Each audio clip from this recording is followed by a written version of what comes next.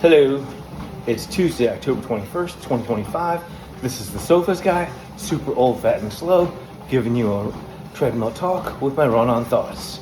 Continuing yesterday's topic about baseball hitters, today we're going to get into baseball pitchers. Now, as a pitcher, you can have one pitch and be awesome.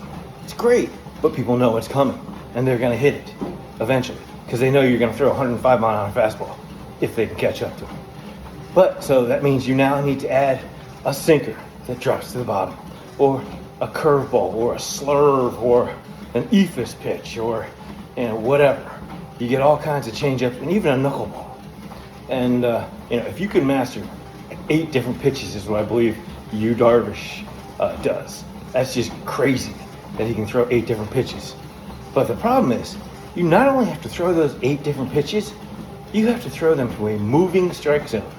And what I mean is, you got batters who are 6'3" like Aaron Judge, which the strike zone is pretty big. It's from his kneecaps to his letters, the chest or the pectorals or whatever, and that gives you about a 2.5-foot strike zone above the little 18-inch with the point in front.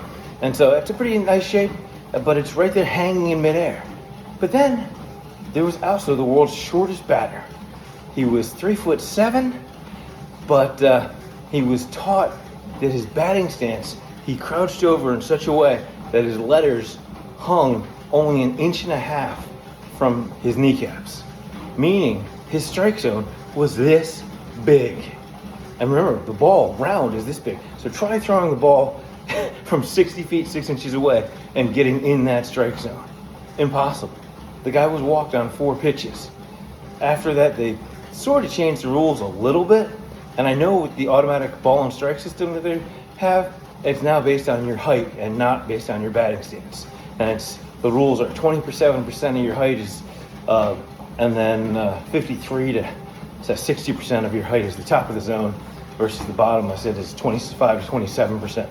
So that means someone like Aaron Judge, 1.5 feet at the bottom, and 60% is about 3.5 feet, maybe a little bit more.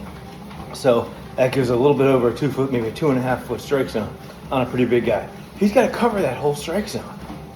And but it also means that you've got a pretty comfortable zone that you can throw your pitches in. So it's not horrible to be a pitcher. Tomorrow, a hockey goalie.